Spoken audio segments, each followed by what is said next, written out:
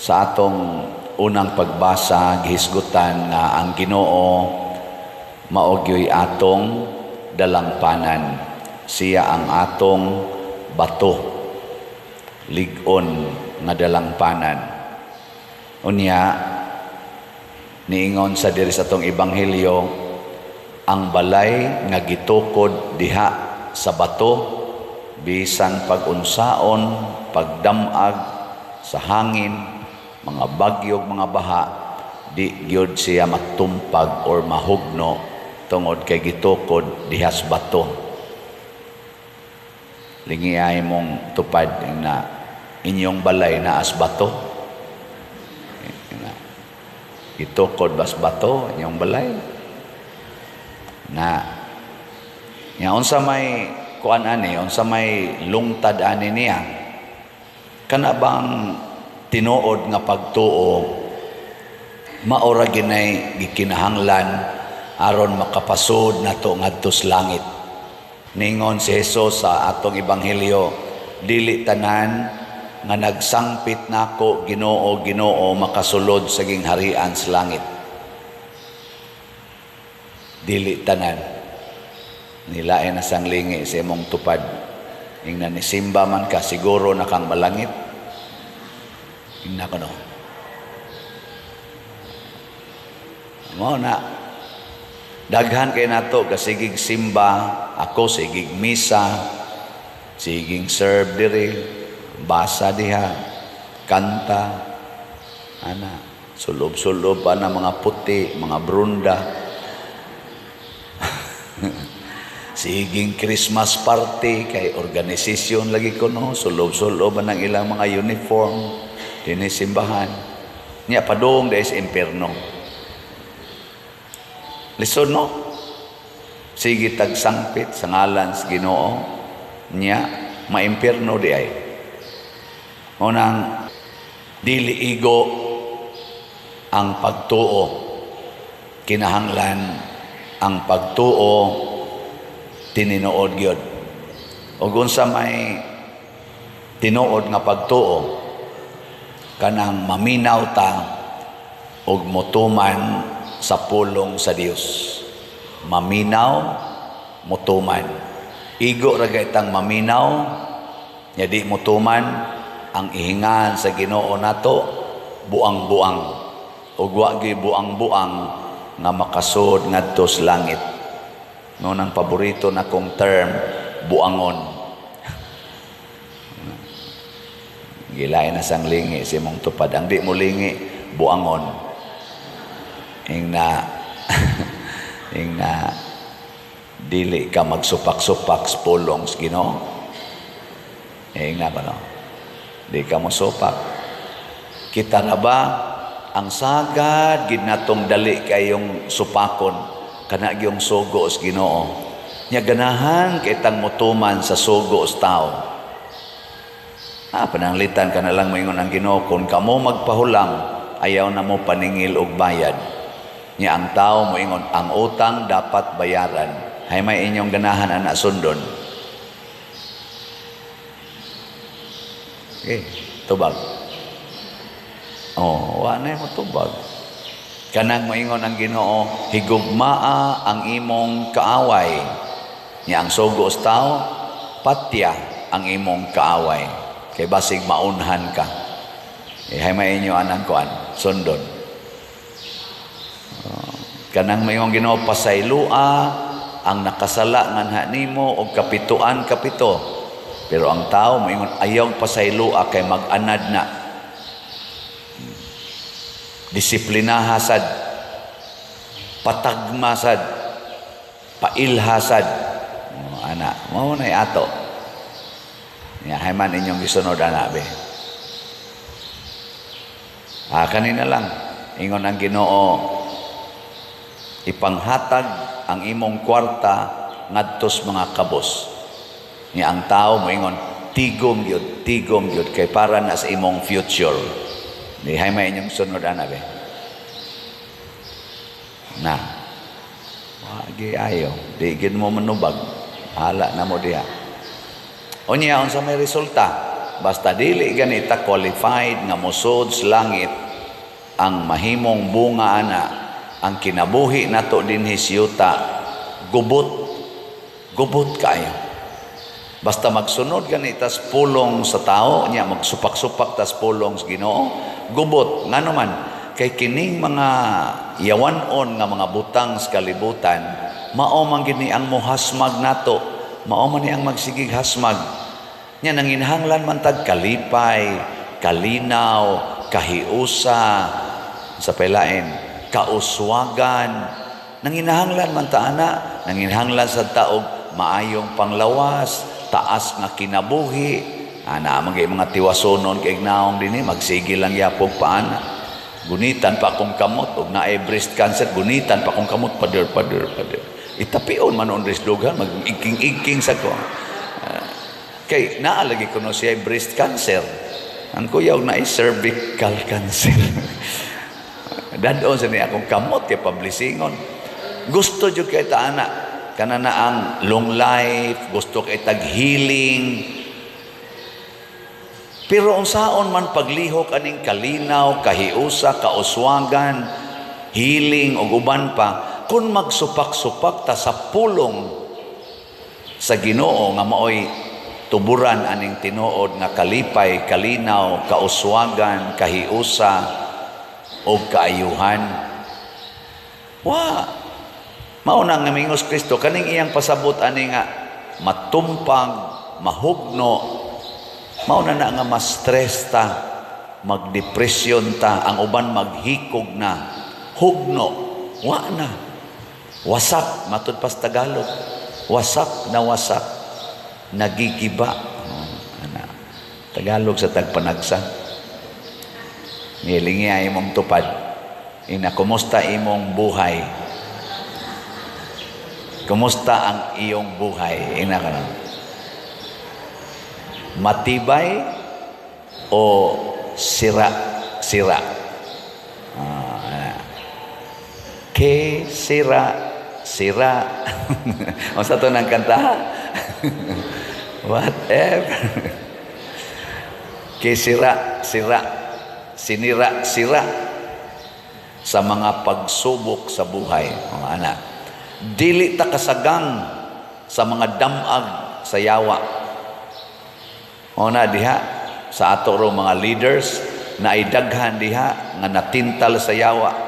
Why mga baruganan ang ilang kinabuhi isip mga political leaders naglutaw sa bas. Why ligon nga baruganan nagpaling-paling karon di adiri sunod di ana sa diri. Karon di adiri sunod to ana sa didto, dipindi lang og asa guruyon sa kwarta og sa gahom. Why baruganan? Ang kaniadto kanimoy gidayeg, karon na sad iya na sang gisaway. Pastilan kaniadto iyang kuyugan, iya pag yung i-promote, iya pag yung isangyaw, karon iya nang dauton, iya nang patyon. Mga way baruganan. Dili ka barog kung dili subornuhan og kwarta og mga pasalig sa gahom sa laing mga tao. Luoy kayo. Si Kristo mga igsoon, gibiyaan sa tanan, pero nagpabilin ang iyang baruganan nga nag-ingon, ako ang dalan, ang kamatuuran ug ang kinabuhi. Iya gid nang gibarugan. Nya niingon ang mga Hudiyo, sige, kinabuhi makakab. Bitayon ka na mo sa cross, tan-aw na to, di ba ka mamatay? Wag yun usba ang iyang statement.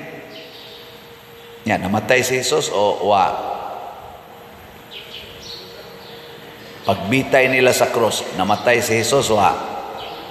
Kusga? Galalis ra bang uban na to mga eksperto ana sa mga eksperto na to sa Biblia nga usahay tawgon pa nato og defender of our faith. Naglalis hangtod karon ambot nagdaog na ba na sila. Di na lang sa kumuhatag og akong statement, bahala na mo diha, basta motuo ko nga wa mapakyas ang gibarugan ni Kristo.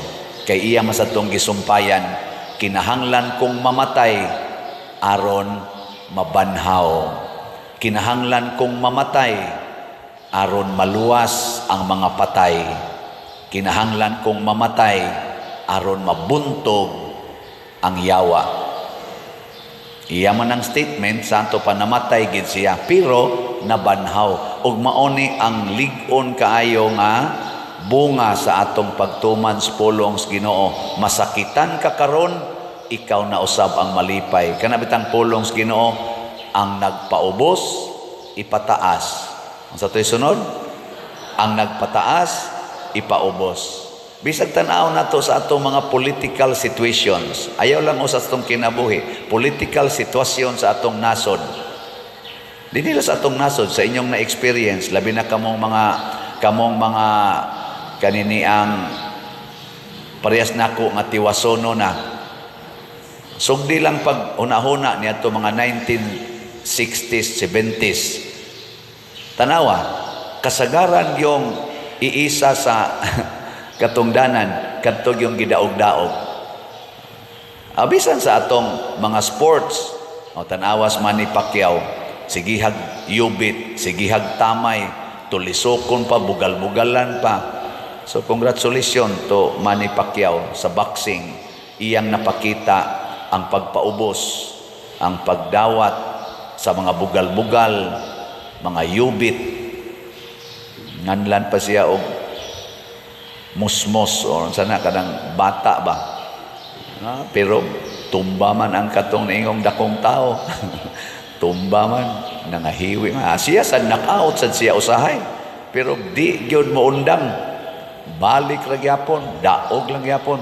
Ngano man, tungod kay lig-on ang iyang gibarugan na basta magpreparar lang, magtinarong lang yun sa training, tuuhan lang yun ang imong coach o ang imong trainer, doon naging maayong sangputanan. Pero magsupak-supak ka sa imong trainer, magsupak-supak ka sa pulong sa imong coach, doon naging kay sangkuan na kadautan.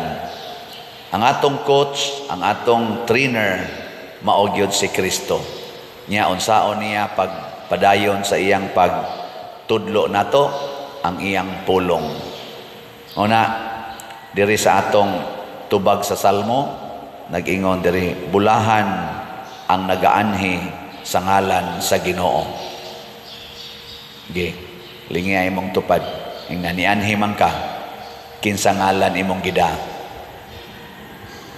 Kinsa ngan imong gida. Bulahan man ang nagaanhi sa ngalan sa Ginoo. Karon ni anhi man kasimbahan, kinsa ngan imong gida. Na. Ako dinhi ni barog dili ang akong pagka-Fathersiano akong gida. Ang akong pagkapari nga gisugos Ginoo. Nya kay ako may pari nga gisugos Ginoo nga mumisa ninyo karong orasa, karong adlaw, mao nang ako sang isulti unsay gustos Ginoo nga mosulti pinaagi nako. Pamalit mo slat. Usanas isulti. Ngano man aron dili mo magsigig higugma ng pagtigom sa kwarta, ipaambit na ngadto sa uban. Tabangi ang inyong mga silingan. Pasayloan na ng inyong gidumtan. Pasayloan na. Undangan na ng inyong mga sugal, hubog-hubog, puyo-puyo, kabit-kabit. Ayaw glaom na kanang imong pagpangabit makalipay na nimo. Ayaw paglaom na kanang inyong pagpuyo-puyo, maghatag nagkaayuhan sa inyong kinabuhi. Why Ginoo diha? Musangko ranas kadautan. Pakasal, pangumpisal. Mauna karon Advent season, upat man ka Domingo ang atong pagpangandang, first Sunday pa man ron. Karong Pitsa Utso, mauna sad ang birthday ni Mama Mary, dako kay na natong solemnidad, pistang iglilihi. Unsa man na? December 8, unsa na nga pistang iglilihi? Immaculate Conception.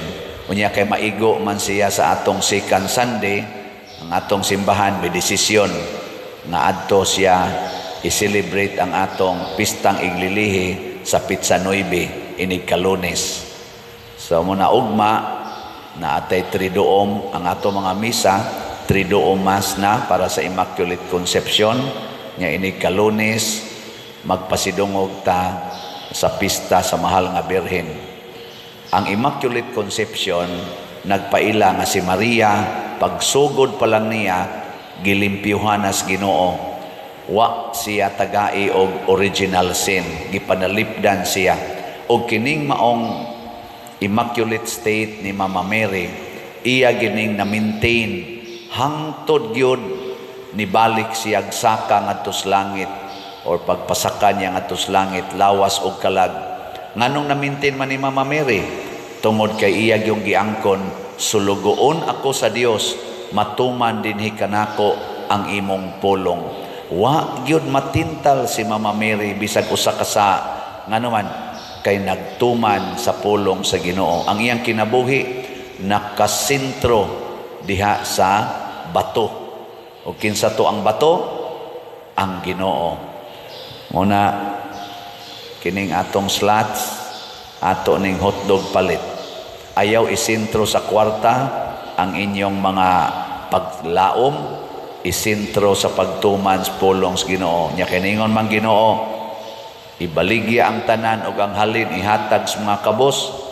Salamat nga nipaambit na mo diri ang atong SBF dag nga slot para sa kumbinto niabot nag 45,238 ang atong halin ka slots na pay 14,762 ka slots nga available niya tag 500 pesos per slot ni mo na ako hangyo no usa lang ka slot kada akarong buwan na ba usa lang ka slot kutob sa December 25 pagpalit lang og 500 pesos kamong tanan nga gustong malig-on diha sa Ginoo nya ang ato sang CTUMM para dis atong pagtukod og mga balay nanay 64,119 ka slots 5,881 na lang yun ka slots hangyo ko ninyo hotdon tanay karong kutob karong Domingo kuha na lang Bernis, karon Huwebes, Bernis, Sabado, Domingo, upat ka adlaw. Ato ning hotdog palit tag 100 pesos lang ni. Open ang akong GCash, open ang GCash ni Brad Bernardo Jacobi, Remedios Ocaba, Hinara Laborte, kanilang mga GCash mo isudli. Ayaw mong sod anang mga rosemary, unsa pa na diha kay mabudol, ma-scam mo ana. Unya, ang ato sang lugaw para sa Misa de Gallo, 63 man to kabuok, tag 3,500 na nasa tay halin nga unom ka slots, 57 na lang ka slots, 57 na lang ka 3,500 para sa ato ning lugaw sa Misa de Gallo. Atong pakpakan ang namalit ni ini. Salamat kayo. Praise the Lord. Praise the Lord, you know. Nya sa atong pagtampo aning atong mga kwarta ginagmay dinagko nganhi sa simbahan nya gamito nato sa katilingbanong kalihukan mao ni ang makapalig-o nato kay kun dili ta connected sa simbahan ato-ato ra gyud ang atong kinabuhi bisag naa pa kay billions naa kay millions wa gyapon meaning ang imong kinabuhi dili ka malipay pirmi gyapon kang kuyawan pirmi kang kulbaan pirmi kang bugatan sa imong pagbati. Pero niya ka connected ka sa simbahan, imong yung ihatag na sa simbahan ang imong suporta 100%, tagaan sa kas Ginoo dili 100% times 100 times. Pila man ang 100 times? Pila na ka percent? Nang litan ang imong piso mahimong 100. Pila na ka percent? Moingon kang 100%, mahitabo sa imong piso, mahimo ra na siyang 2 pesos. Kung 100% ang imong madawat, ang imong piso mahimong 2 pesos. Pero kung ang imong piso mahimong 100 pesos, pila man na ka percent? Assignment na ninyo, ha? Assignment. Computer na. Ang imong 10 pesos, mahimong 1,000 pesos. Pila na ka percent? Kung ingon ka 100%, ang imong 10 pesos, mahimo ra ng 20 pesos. Pero ingnon nga ang imong 10 pesos, mahimong 1,000 pesos, kana, something. Sige, kamo na lang, anay, multiply ha. O pila na siya, pangita, pila ka percent ang iyang uli is Ginoo nato. Kaya ang iyang gigamit, 100 times ang iyang iuli nato. Dili 100%, 100 times. Mo nang kamong ni donate dinhi ang inyong kalipay 100 times, ang inyong kalig-on batok sa mga tentasyon 100 times. Na ini testimonya nako, di ko katuo nako, Father, nga makabiya ko sa akong sugal. Kay murag ako na ginang kinabuhi ang sugal. Pero sa sige na kong donate diya simbahan, ni aktibo na ko diya simbahan, nawa gyud ang akong gugma aning sugal. Nawa. Ang iyasang sa unab, sige sa siya gamit ani mga babae, iyang asawa permi lang maghilak. Karon sad sige siya palit dinhi og slat, sige na siya paminaw sa tungwali, ang iyang asawa perti ng lipaya, gibiyaan na gina niyang pamabay. Pagkanindota. Mura bag malig-on ka ba? Na ay mo remind nimo, mao na siya ang gahom sa pulong sa Ginoo.